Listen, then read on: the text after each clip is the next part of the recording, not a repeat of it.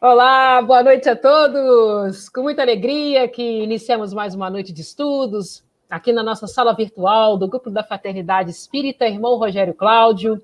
Hoje, com muita alegria, recebemos o nosso irmão lá de Niterói, Rafael Siqueira, que aceitou o nosso convite. Estamos todos aqui alegres, com os corações vibrantes, como a gente gosta de falar aqui.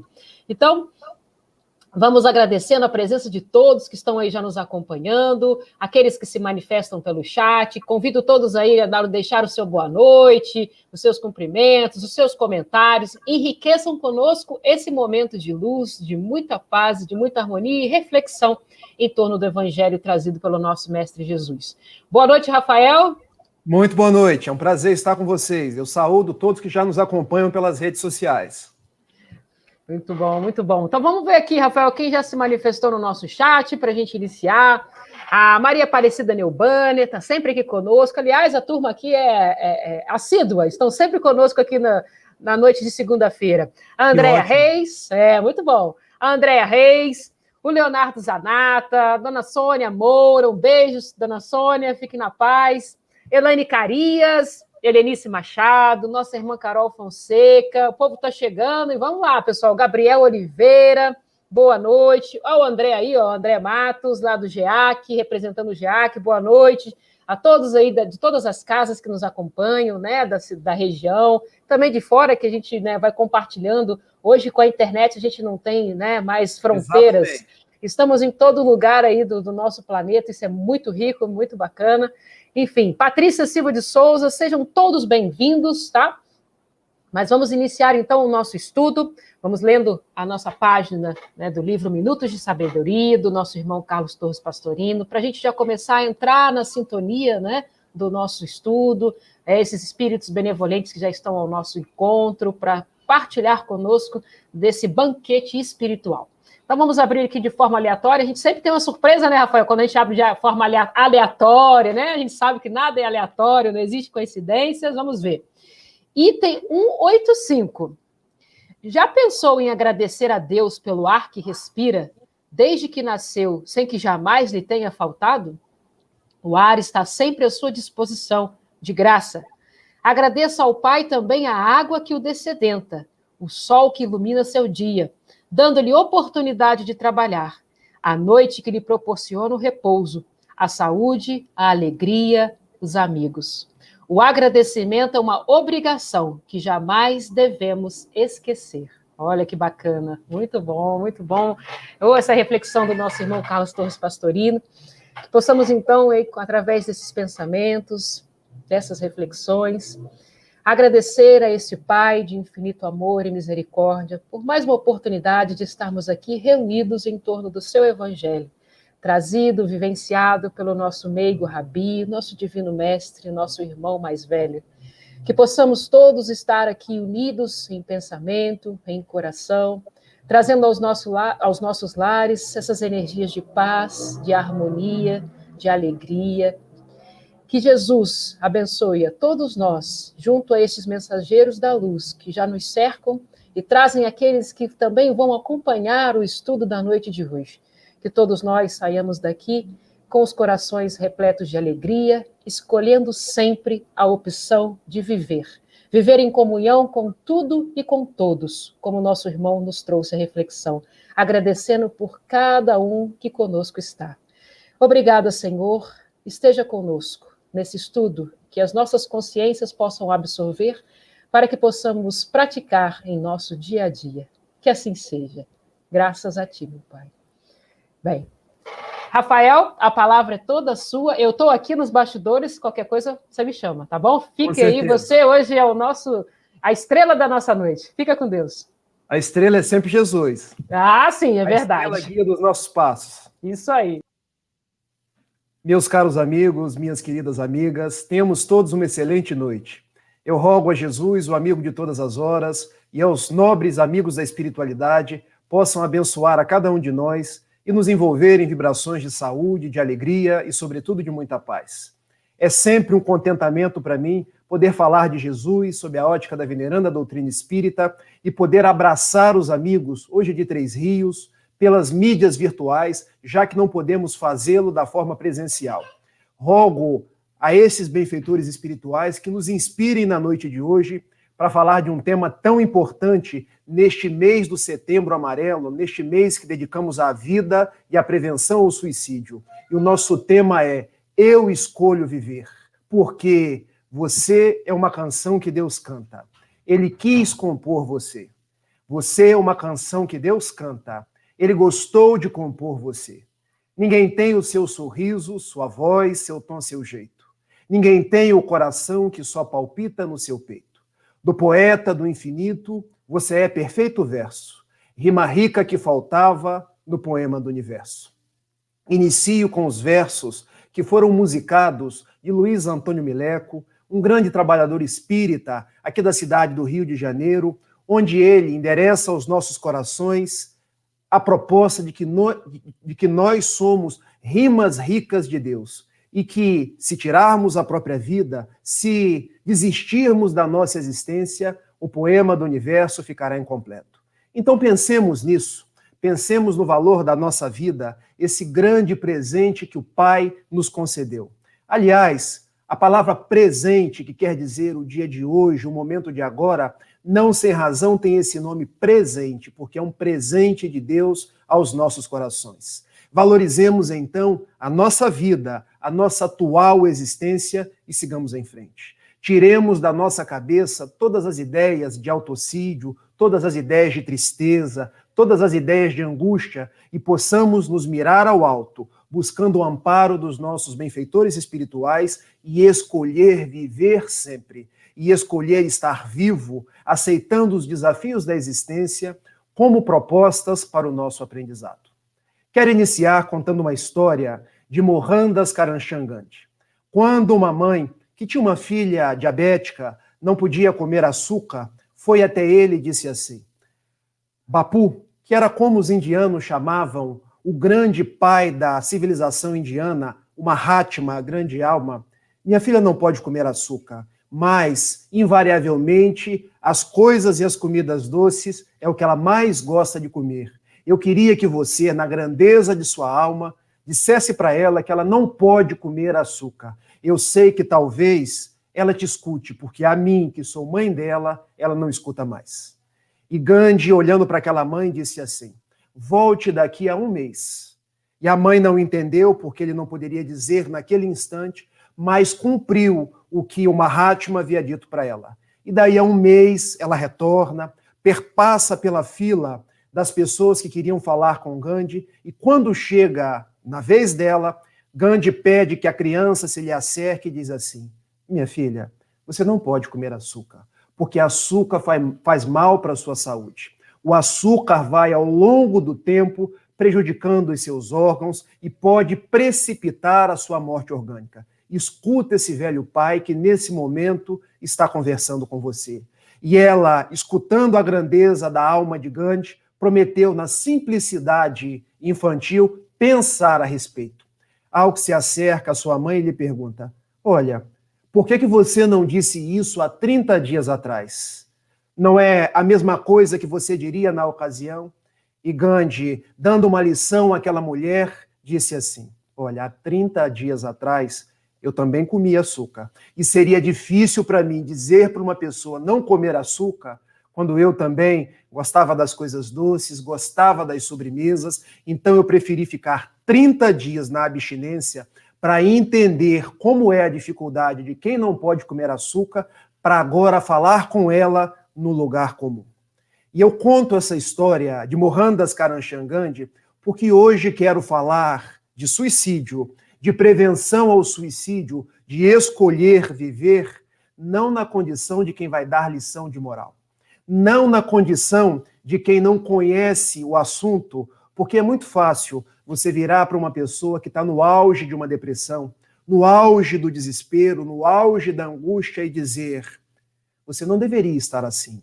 Você tem todos os recursos, você poderia estar se tratando num médico, num psiquiatra, você poderia ter o amparo da doutrina espírita, você tem Jesus ao nosso lado, mas a pessoa no auge da dor, ela não consegue acessar nenhuma dessas coisas. Aquele sofrimento é tão atroz que ela busca o suicídio, essa porta falsa, não querendo matar-se, mas querendo matar a dor, querendo matar a dificuldade, o obstáculo que lhe visita. Então hoje eu quero conversar com vocês naquilo que modernamente se chama de lugar de fala. Alguém que nessa vida, não numa vida pretérita, já igualmente teve ímpetos suicidas, ideações suicidas, chegou a tramar a própria desencarnação e só não o fez porque Deus é um Pai de misericórdia e no dia aprazado eu não tive as ocasiões de fazê-lo. E porque não o fiz, hoje estou conversando de coração a coração com cada um desses amigos de Três Rios, da casa que hoje nos alberga e igualmente pelas redes sociais. Porque quando tinha de 17 para 18 anos, eu era um jovem ainda mais magro do que hoje, a cabeça avultada, sofria muito bullying, tinha umas ideias que não estavam compatíveis com os jovens da minha época. Os jovens gostavam de esportes, os jovens gostavam de sair à noite, e eu, sempre recluso dentro de minha casa, gostava de literatura, gostava de poesia, gostava de filosofia, não conseguia me enturmar. Tinha pensamentos obsessivos, pensamentos que me afastavam dos meus próprios familiares, ou seja, na minha concepção, eu era um obstáculo à vida, aos meus amigos, à minha família, e eu elegi aquela como sendo a porta do suicídio para tentar minorar as minhas dores. E resolvi pensar numa carta, porque eu amava meus pais, e eu queria preservá-los da convivência com um filho que era um problema, que não era aceito pelas outras pessoas e que muitas vezes era motivo de vergonha para os meus pais. Resolvi escrever uma carta para eles, dizendo, olha, eu não faço jus ao amor que vocês têm por mim. Eu só causo dificuldades, destemperos, eu não consigo me relacionar, eu só dou problemas, eu vou me matar. Era a minha despedida. E cheguei a planejar dia, hora e lugar. Porque na frente da minha casa, na cidadezinha de Itapiruna, no norte do estado do Rio de Janeiro, havia um vigia, e o nome dele, nome não, apelido, porque ele chamava-se José, e o apelido Botinha, José Botinha, todos chamavam de Botinha. E eu, você me ensina a atirar? E para que você quer atirar? E eu desconversei e resolvi pedir, você me empresta a sua arma?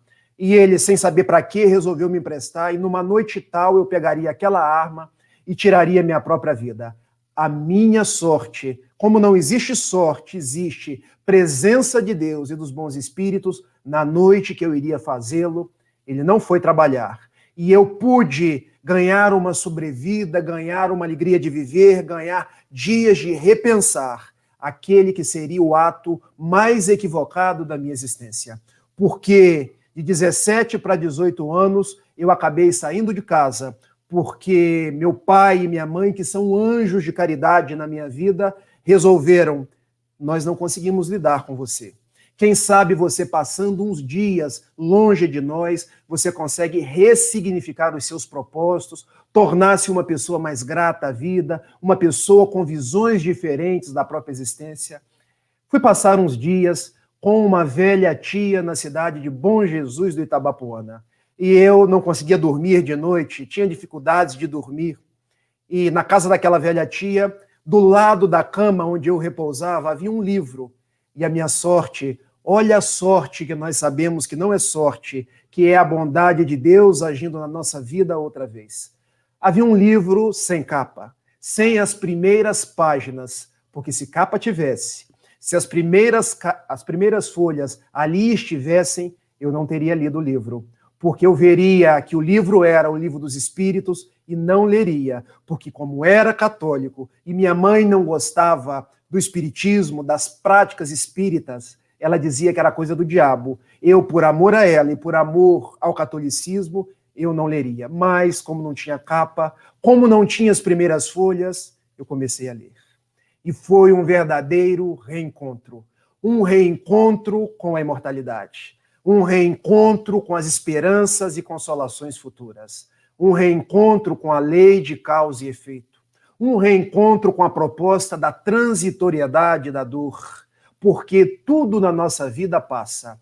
Um reencontro com a doutrina dos Espíritos na minha vida. E uma frase no Livro dos Espíritos que eu pude verificar e nunca saiu de minha cabeça foi a seguinte: para o verdadeiro espírita, as adversidades do mundo, os problemas e todas as coisas que vêm até nós são passageiras. Se souber suportá-las, se souber aceitá-las com coragem e resignação, porque tudo isso passa e o futuro que nos aguarda são de esperanças e são de consolações. E eu parei, refleti naquela frase e pensei: não quero me matar mais.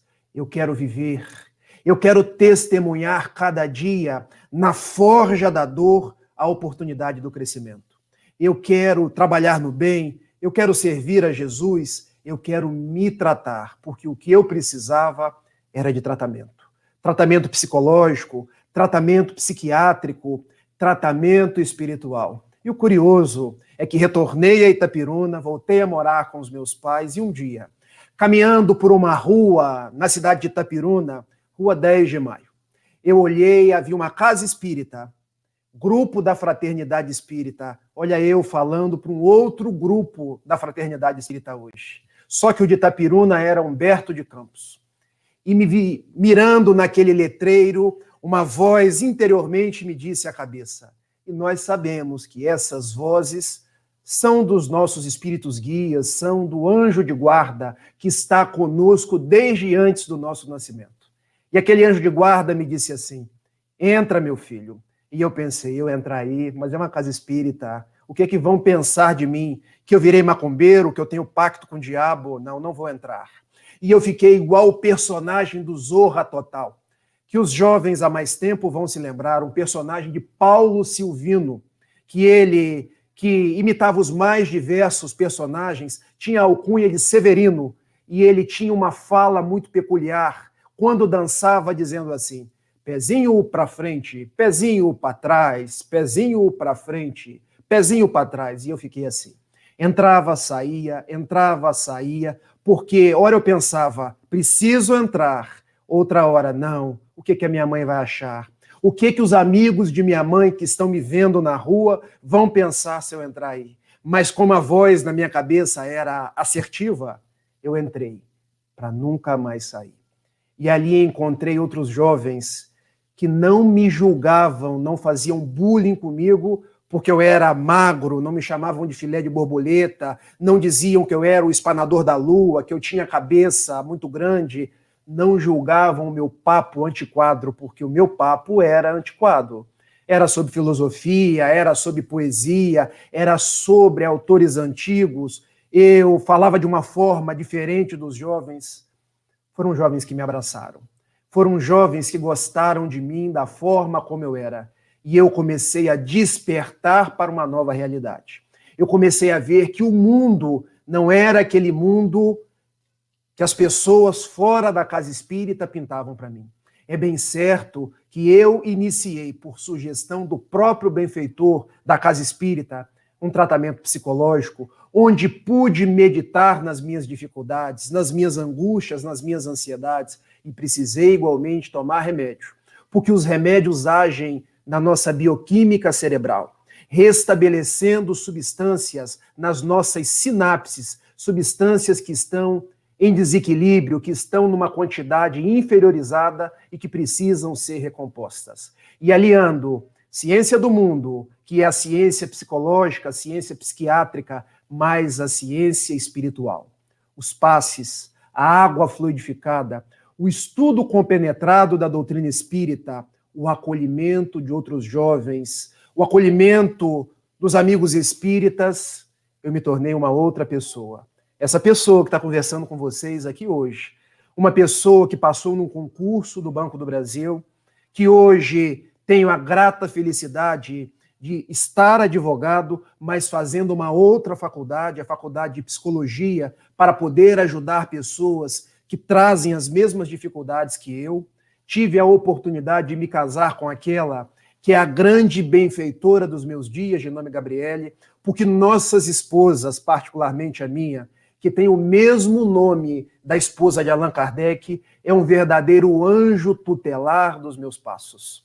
Mas a vida me reservava outras adversidades, porque me casei em Itapiruna, comecei a trabalhar em Itapiruna, mas Deus e os bons espíritos testam a nossa fidelidade a todos os instantes, porque o Banco do Brasil me transferiu daquele rincão onde todos eram meus amigos, onde todos gostavam de mim, para Niterói.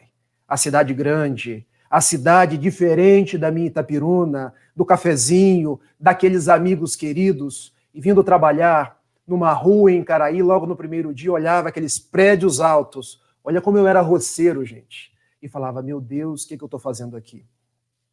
E as dificuldades voltaram a me visitar novamente, porque eu comecei a ficar ansioso, comecei a ficar com dificuldades, as próprias ideações suicidas começaram a voltar. Mas mantive-me forte, mas outros fenômenos começaram a ocorrer. Eram fenômenos de desdobramento da faculdade mediúnica que vinha sendo impulsionado por um fenômeno obsessivo.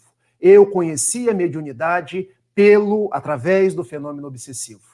E comecei a cair na agência do Banco do Brasil, comecei a agredir pessoas, comecei a fazer todo tipo de destempero dentro da agência do Banco do Brasil aqui em Niterói.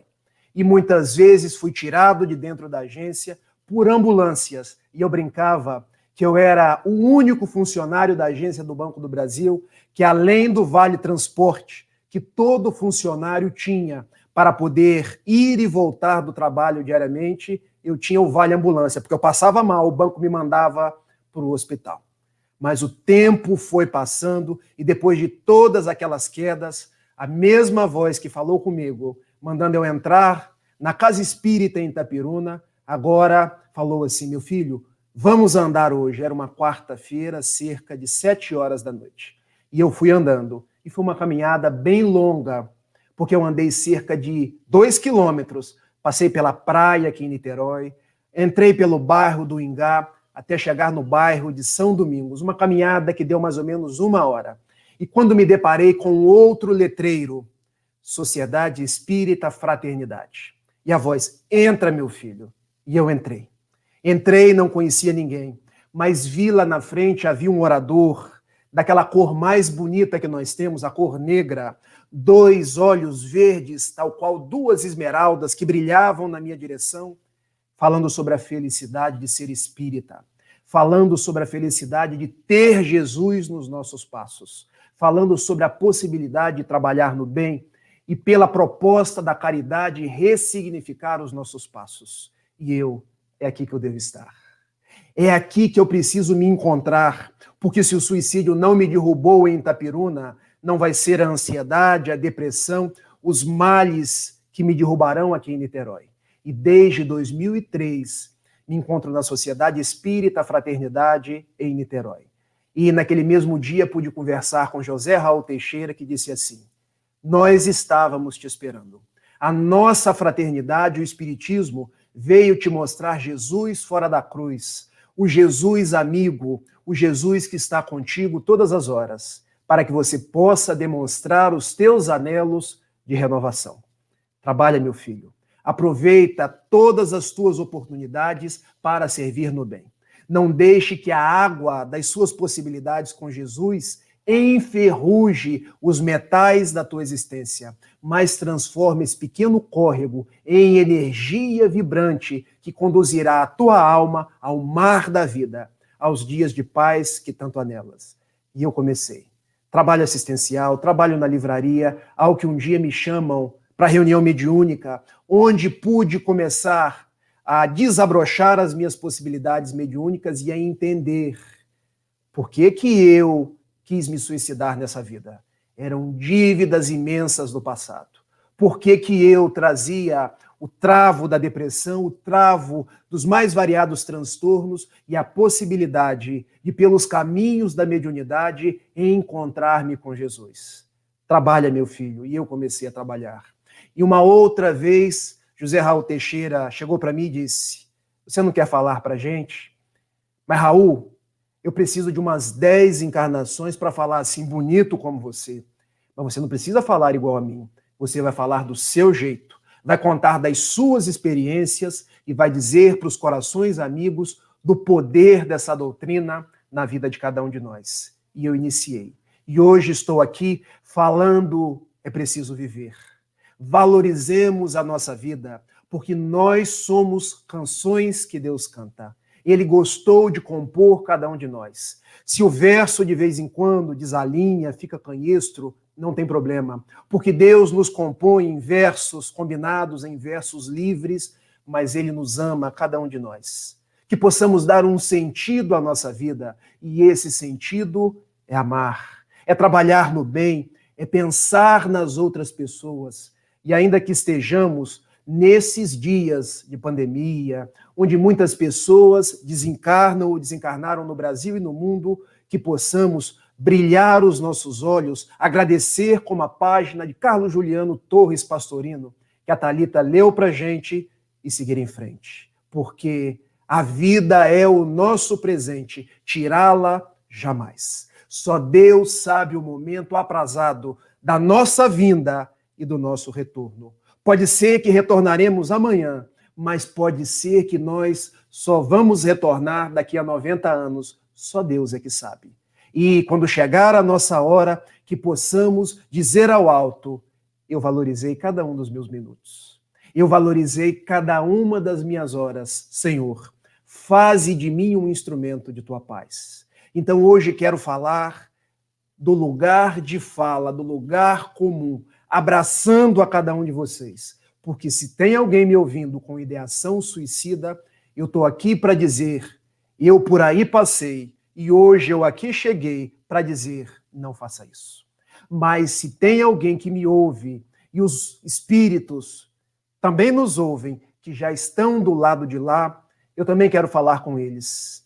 Jesus é tão bom e tão misericordioso que mesmo vocês tendo tirado a própria vida, ele elegeu a mãe dele, Maria Santíssima, para tomar conta de vocês.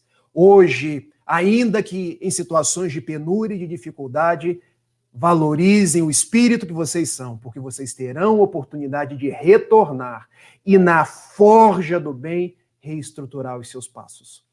Eu podia terminar a palestra agora, mas vamos agora, dentro de um didatismo, estudar o que o Espiritismo nos traz sobre o suicídio. E eu quero conversar com vocês sobre causas. Quais são as causas do suicídio nos dias atuais? Não sem antes dizer de algumas estatísticas. Porque no Brasil, nós temos uma pandemia silenciosa. Nós temos uma pandemia conhecida, que é a pandemia do coronavírus, que a gente liga a televisão e vê que pessoas estão morrendo, que os hospitais estão recebendo pessoas com dificuldades respiratórias, mas nós temos uma outra pandemia que é silenciosa, das pessoas que estão tirando a própria vida. E nos diz o site do CVV, o Centro de Valorização da Vida, que a cada 1 hora no Brasil, uma pessoa tira a própria vida e outras 3 tentam o suicídio. Ou seja, ao final de um dia, nós temos cerca de 24 pessoas, como esse número não é fechado, 24 a 30 pessoas que tiraram a vida. Isso sem contar todas as que tentaram e não conseguiram. Quando nós partimos para o nível mundial, a cada 40 segundos, uma pessoa tira a própria vida. E se nós pudéssemos contabilizar na realidade dos fatos, esse número seria ainda maior, porque muitos familiares, e com as mais compreendidas razões, por não quererem que os seus entes queridos entrem na contabilidade com a pecha de suicidas, não deixam que a certidão de óbito tragam esse motivo. Então estamos falando de algo que vem ceifando vidas, que vem precipitando o retorno de muitos corações amigos, outros corações desconhecidos, mas, sobretudo, de filhos de Deus ao lar espiritual. E por quê? Se hoje temos tanta informação. E por quê? Se hoje conhecemos a proposta da imortalidade da alma, a lei de causa e efeito e as dificuldades que sobrevêm após a nossa desencarnação. Essa pergunta foi feita por Allan Kardec aos bons espíritos, e quem tiver o Livro dos Espíritos aí pode me acompanhar. Questão 943. Quando Kardec indaga os bons espíritos,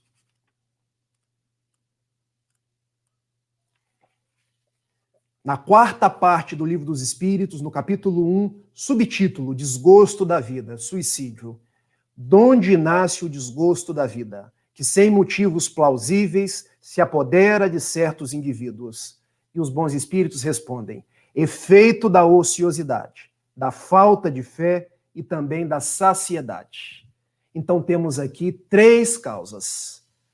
Efeito da ociosidade. E o que é ociosidade? Ociosidade é não preencher o tempo com o devido valor do trabalho. É ficar na inércia, é não preencher as nossas possibilidades com aquilo que nós podemos fazer. E nós sabemos de um brocardo popular: cabeça vazia, oficina do diabo. Se nós transformarmos esse brocardo numa feição espírita, ele seria cabeça vazia, oficina da obsessão, oficina dos dramas existenciais, oficina da depressão, do transtorno obsessivo-compulsivo, do transtorno bipolar e outros tantos.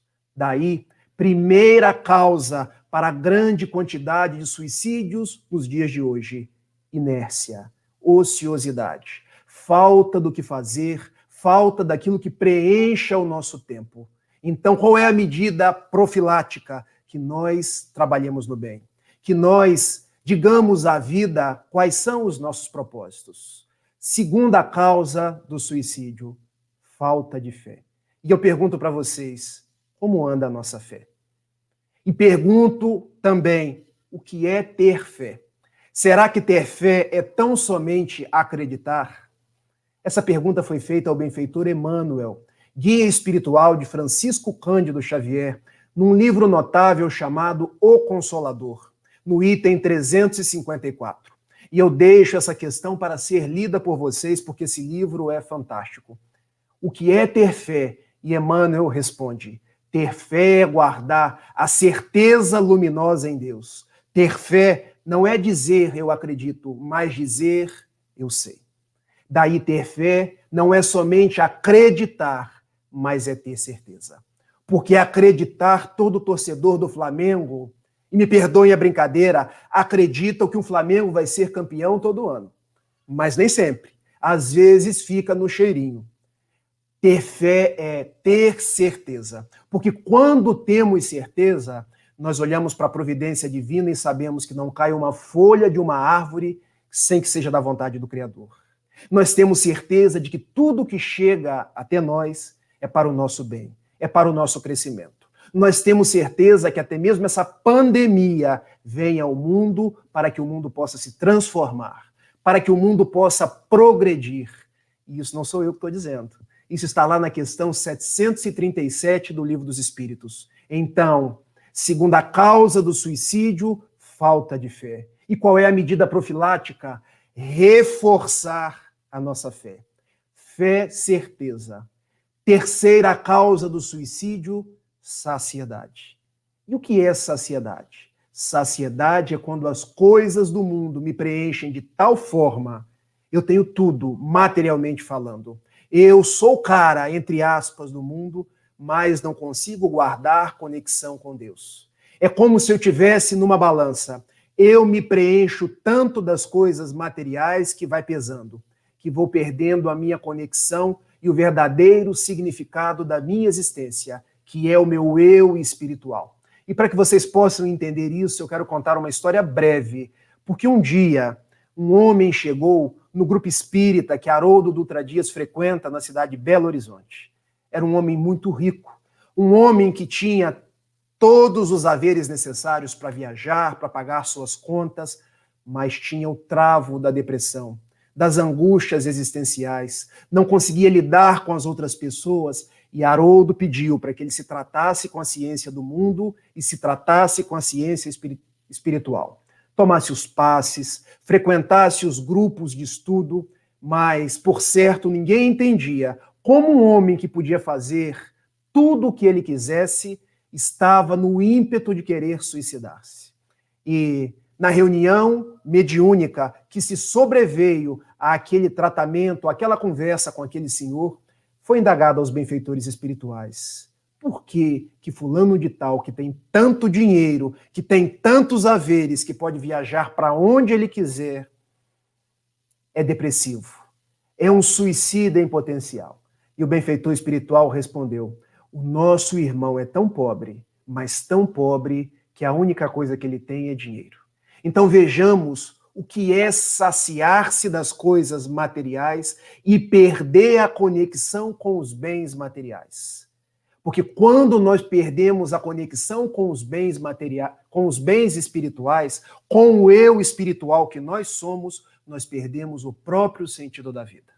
Então, se a saciedade em demasia é uma causa para o suicídio, qual é a medida profilática? Isso Jesus nos disse no Sermão do Monte. Buscai primeiro o reino dos céus e toda a sua glória e toda a sua justiça, que todo o mais ser-vos-á acrescentado. Jesus não nos diz buscai tão somente o reino dos céus, mas buscai primeiro, porque nós temos nossas contas a pagar, nós temos os nossos trabalhos e afazeres no mundo, mas nós somos essencialmente espíritos. Uma quarta causa para o suicídio nós podemos tirar do Evangelho segundo o Espiritismo, no seu capítulo 5º, item 16. Quando os bons espíritos nos dizem que muitos se precipitam no suicídio pelo materialismo. E por que o materialismo? O materialismo é uma crença que diz que nós nascemos no momento que damos aquele grito ao nascer, ao sair de barriga de nossa mãe, e nós terminamos a nossa vida quando se dá a anóxia cerebral, o coração para de bater e a nossa vida orgânica termina. É aquele velho ditado que diz: eu vim do pó e para o pó retornarei. Isso é o que diz o materialismo. E conforme a crença materialista, eu devo ser feliz no dia de hoje. Eu devo ser rico, eu devo gozar a vida, eu devo buscar tudo que a vida pode me dar. E eu me lembro de um jovem materialista que eu tive a oportunidade de conhecer e conviver no Banco do Brasil, e ele tinha uma frase que eu achava um tanto quanto pitoresca. Me perdoe a expressão, porque ele dizia assim: ou eu gozo a vida, ou a vida goza de mim. E eu pensava, cá comigo, um jovem de Itaperuna, bom, se ele não conseguir gozar a vida vai gozar dele, o que ele vai fazer? Ele vai tirar a própria vida? Porque o materialista é assim. Se eu perco os meus valores monetários, se eu perco a minha posição de mando, se eu perco o meu status, o que sobra? Angústia, depressão. Sobram os transtornos da casa psíquica que acabam escoando no suicídio. Daí, combatamos o materialismo, sabendo que nós fomos criados simples e ignorantes, questão 115 do Livro dos Espíritos, e caminhamos para a perfeição relativa. Nós somos filhos de Deus, que nascemos tantas quantas forem as vezes necessárias ao nosso aprimoramento. Na condição de seres espirituais, nós temos experiências corporais, e não o contrário. Porque na condição de materialista, nós vemos pessoas, e eu me lembro da época do confisco da poupança, da época do Collor ainda, eu não gosto de falar de política. Quantas foram as pessoas que se atiraram dos prédios aqui no Rio de Janeiro, na Avenida Rio Branco? Porque a única coisa que achavam que tinham valor era o dinheiro. Daí, se o materialismo é a causa, qual é a medida profilática? Valorizar o espírito. Existe uma quinta causa, nosso tempo está passando depressa, uma quinta causa para o suicídio, e essa quinta causa é narrada nesse livro aqui. Viver é a melhor opção. Do jornalista carioca, um grande amigo do movimento espírita, um grande amigo das causas da natureza, André Trigueiro, que ele nos fala da intolerância. Como assim, Rafael? Como assim a intolerância predispõe ao suicídio? Basta nós vermos como está o mundo nos dias de hoje. As pessoas não se tratam como irmãos, mas se tratam como adversários. Percebam se aqueles que têm diferentes posições políticas, de direita e de esquerda, não vivem as turras. Percebam se as pessoas que têm diferentes orientações sexuais não ficam se julgando. Percebam se as pessoas que torcem para times diferentes não estão às turras, não estão na postura que Emmanuel chama de facciosismo. A gente cria os nossos grupos, cria os nossos guetos e passa a atritar com as outras pessoas, deixando de respeitá-las, deixando de considerá-las pelo valor que elas representam para julgá-las pelas suas opiniões.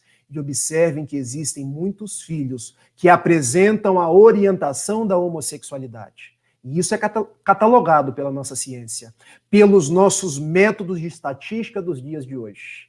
E tendo pais conservadores, tendo pais que não aceitam a orientação sexual do filho, e o filho querendo agradar a seus pais, ele escolhe matar-se.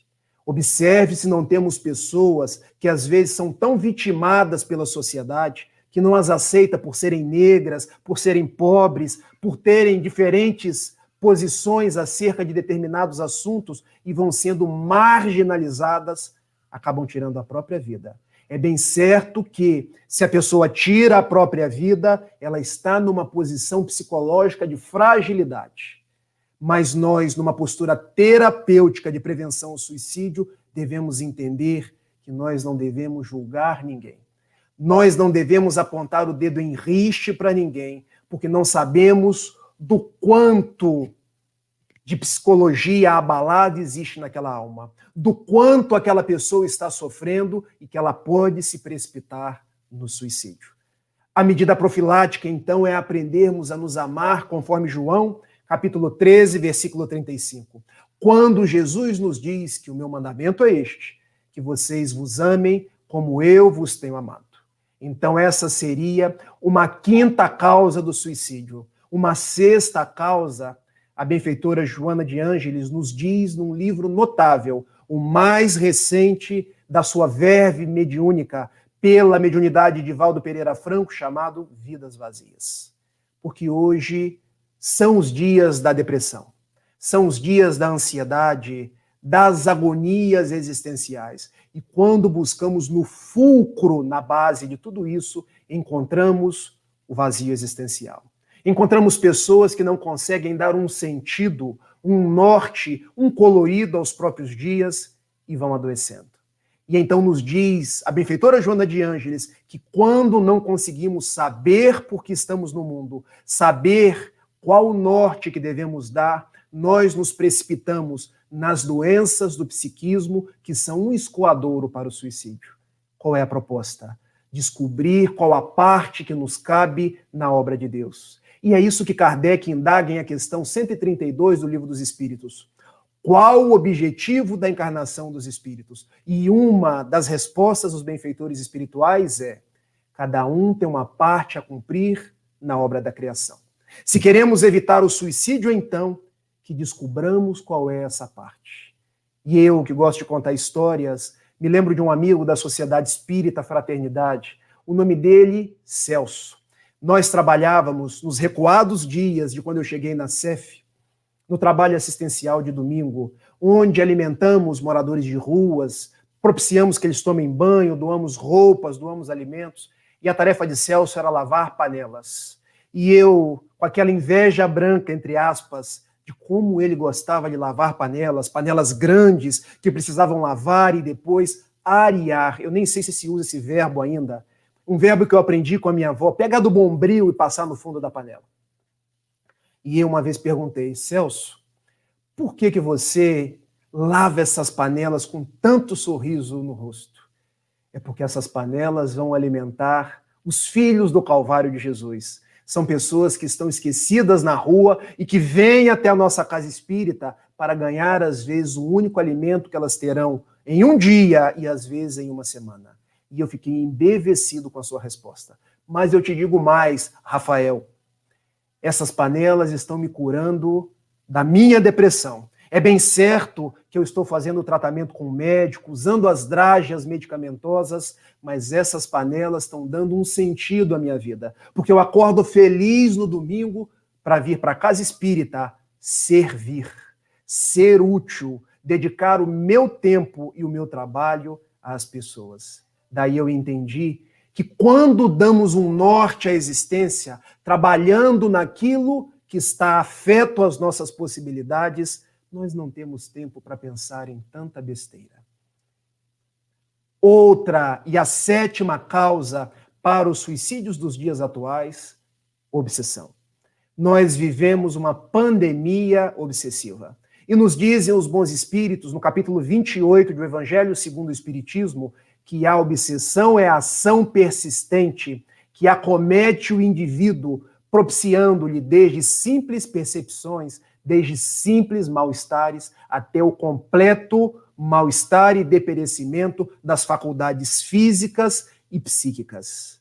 Nós estamos vitimados pelo flagelo das obsessões. Mentes desencarnadas se acoplam às nossas e muitas vezes nos induzem ao suicídio. E o que você poderia dizer sobre isso para a gente, Rafael?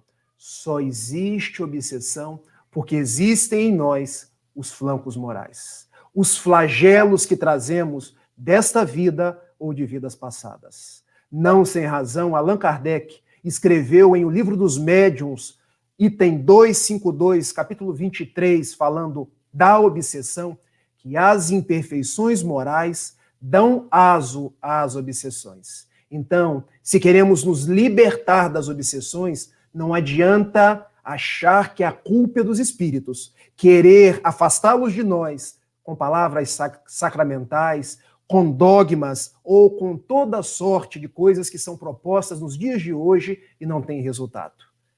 O melhor método de nós nos curarmos da obsessão e do suicídio é a nossa transformação moral. É a nossa vontade de ser hoje melhor do que ontem. É a nossa vontade de preencher os nossos dias de novas tintas, de novas propostas no bem. E nós enumeramos, então, 7 causas para o suicídio nos dias atuais. E que eu vou repisar com vocês para que vocês se lembrem e depois possam meditar. A primeira causa é ociosidade. A segunda, falta de fé. A terceira, saciedade. A quarta, materialismo. A quinta, vazio existencial. A sexta, intolerância. A sétima, obsessão. Você fechou, Rafael, a gama das causas? Não. Eu tratei de 7. Existem outras, mas nós temos que seguir na palestra, porque senão a gente fica falando até amanhã e nós não conseguimos terminar. Mas o que a doutrina espírita nos traz com relação às consequências do suicídio? E eu quero, nesse tempo que me falta, falar de consequências e depois falar de terapêutica. Porque quais são as consequências daquele que tira a própria vida? A primeira consequência é: se eu tirar a minha vida hoje, ainda hoje, eu estarei vivo no plano espiritual. Porque ninguém morre. Porque ninguém consegue tirar a própria vida. O que morre é o corpo de carne, é o corpo biológico. O espírito, que tem o seu revestimento pelo perispírito, prossegue vivo. Então, a maior dor daquele que tira a própria vida, e isso nos é contado nas nossas reuniões mediúnicas das casas espíritas, que a pessoa vem até nós e diz: eu queria morrer, mas eu estou mais vivo do que nunca. E a dor que era X, agora ela é 2X, 3X. Então a primeira consequência é essa: encontrar-se com a vida ainda mais viva do que nunca. A segunda consequência é, e para falar dessa segunda consequência, eu precisaria que nós meditássemos sobre perispírito. Porque nós, conforme nos traz Kardec, no Livro dos Espíritos, nós temos 3 composições de corpos: o corpo orgânico, o corpo perispiritual e o espírito. O corpo orgânico é esse aparato biológico que nós temos. O nosso espírito é a nossa essência espiritual, o elemento inteligente. E nós temos um corpo intermediário de natureza semimaterial, que serve de ligação entre o corpo físico e o elemento espiritual propriamente dito. É por onde transitam as informações entre o corpo biológico e o corpo espiritual. Ou seja, quando esse corpo biológico ele é retirada a própria vida dele, ele ainda está cheio de fluido vital. O que é o fluido vital, Rafael? Todos nós, quando reencarnamos, ganhamos uma carga de fluido vital para cumprir um determinado período de vida. Por exemplo, se eu vim para cumprir 70 anos de existência e tiro a minha vida com 30 anos de idade, quanto tempo de fluido vital fica condensado no meu corpo orgânico? 40 anos de fluido vital. E vocês acham que essa drenagem de fluido vital, porque eu tirei a minha própria vida, ela se dá de uma forma instantânea? Não. Então, o perispírito que registra as sensações do corpo físico no elemento espiritual continua por um período de tempo registrando, porque há o fluido vital no corpo biológico, as sensações daquele corpo em deperecimento. Onde você quer chegar, Rafael? Que a pessoa que coloca um revólver no ouvido e dá um tiro, ela, através do perispírito, o seu espírito registra por sensação a dor da bala. A cabeça sangrando, às vezes, me perdoem até ser um pouco mais assertivo, mas eu preciso ser responsável com as explicações. Registram até os vermes decompondo o corpo físico. Se a pessoa atira-se de uma ponte, ela cai afogando, o corpo estava cheio de fluido vital, mas o perispírito, que faz a comunicação com o espírito, registra as dores do afogamento, registra a sensação da água entrando e saindo. Então aquilo fica remoendo durante um bom tempo, até que a pessoa possa, pela misericórdia divina, se libertar daquelas dores que são intensas. Então eu digo para todos aqueles que trazem a ideação suicida, não façam isso. Aproveitem a vida. Se têm dores, procurem ajuda, porque o que hoje é uma dor X vai ficar uma dor ainda maior, uma dor 2x, uma dor 3x. E uma terceira consequência do suicídio é, já que nós lesamos esse modelo organizador biológico, que é o nosso perispírito, para ficar simples da gente entender, a forma que gera a forma. Pensem numa forma de broa. Vamos fazer uma broa aqui agora. Se eu tenho uma forma retangular, qual a forma que vai ficar a broa? Retangular. Se eu quero fazer uma broa de formato de coração, eu uso uma forma do formato de coração. Voltemos agora à broa retangular. Na hora que eu vou colocar no forno, a forma cai no chão. Faz uma moça, faz um amassado. A massa que está ali dentro, quando a broa ficar pronta, ela vai ficar amassada. Ela vai registrar aquela moça. E o que isso quer dizer? Que quando lesamos esse modelo organizador biológico, fazemos uma marca, fazemos uma moça que vai repercutir em encarnações futuras. Como assim, Rafael? Se eu dou um tiro na própria cabeça, esse tiro que lesa o perispírito pode gerar corpos futuros com anencefalia, com idiotia, com problemas mentais. Se eu tiro a própria vida tomando veneno, eu posso nascer com problemas da laringe, com problemas gastrointestinais, com problemas respiratórios e daí por diante. Então, diante dessas consequências que são narradas num livro formidável de Dona Ivone do Amaral Pereira, chamado Memórias de um Suicida, nós precisamos entender que ninguém tira a própria vida, que a vida continua e que as consequências são as mais dificultosas possíveis. Vamos falar agora um pouco sobre terapêutica.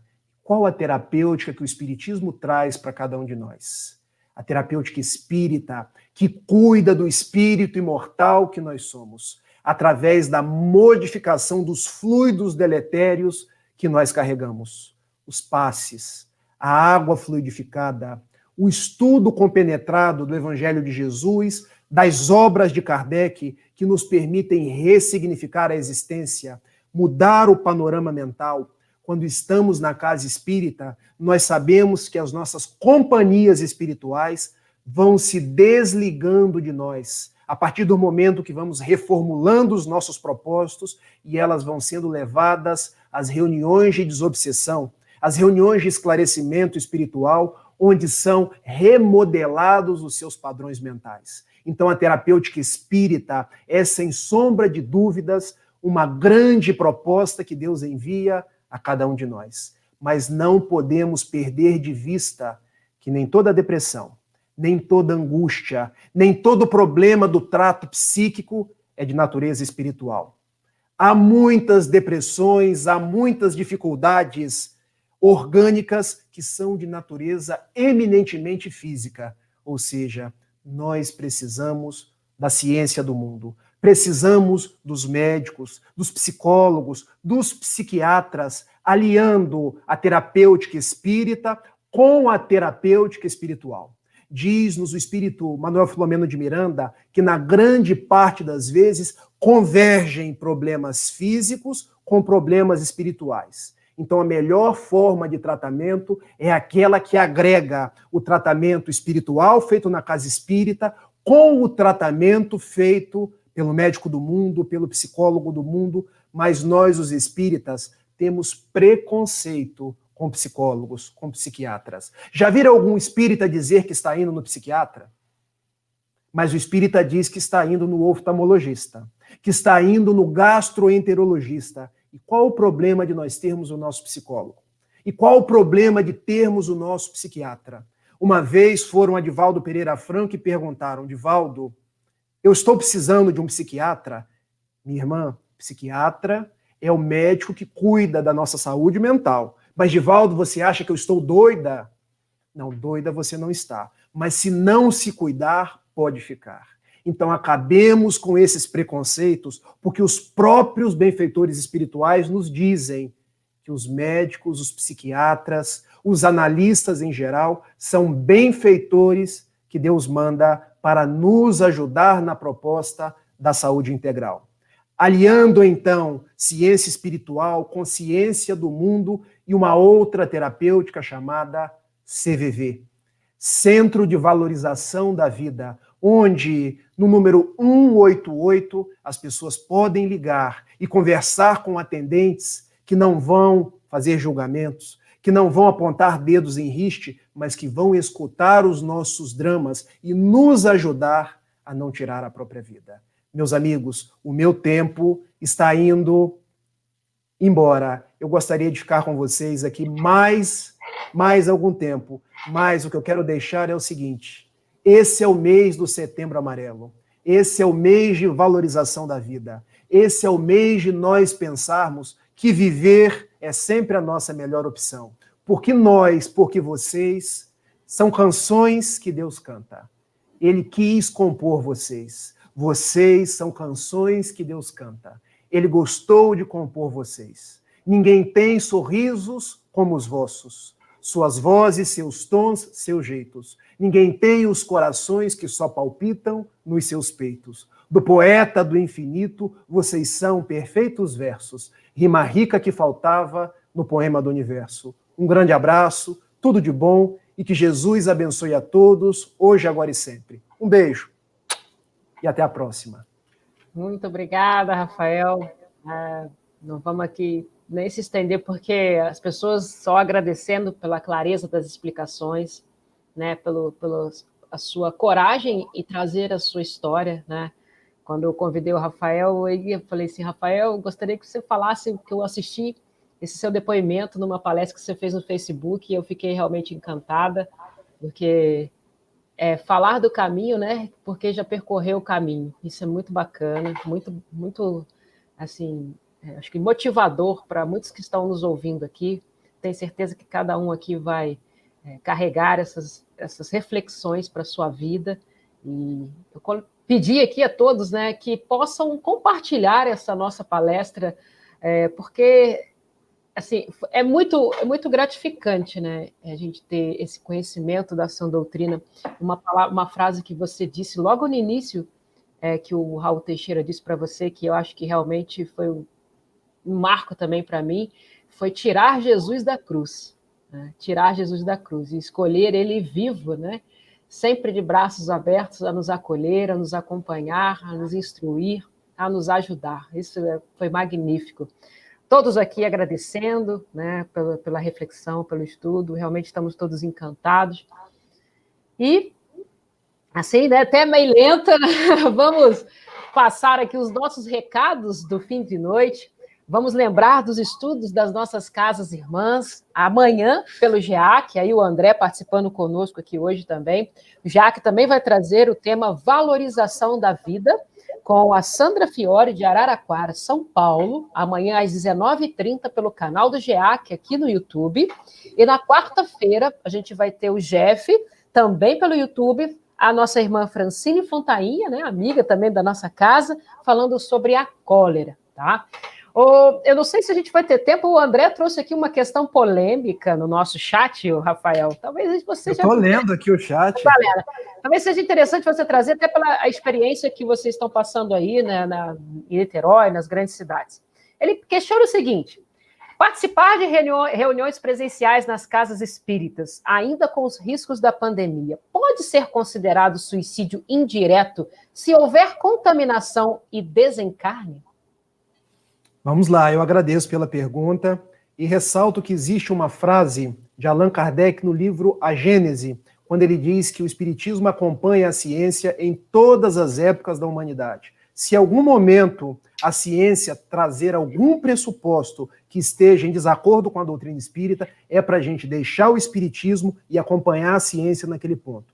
Eu fiz essa breve citação para dizer aos corações amigos que nós, os espíritas, acompanhamos a ciência, acompanhamos o que diz a Organização Mundial de Saúde, o que dizem os infectologistas, o que dizem os médicos, e por tal razão nossas casas espíritas estão fechadas, as nossas reuniões estão acontecendo à distância, porque nós precisamos nos preservar e preservar uns aos outros. Então, o que acontece? O uso da máscara, o distanciamento social, é uma responsabilidade que nós temos, não só conosco, mas com as outras pessoas. Então, por isso, a gente não está indo à casa espírita. Agora, eu não posso trazer como consequência lógica, porque eu não posso estabelecer uma forma. Existem formas de reflexão. Que se eu for para a casa espírita, contaminar outra pessoa, me contaminar, está existindo um suicídio indireto. Seria uma forma muito direta de eu trabalhar a questão, e nós não podemos ser tão diretos assim. A gente tem que trazer no plano das hipóteses, porque quem tem a verdade de todas as coisas é Deus. A gente age no sentido da prevenção,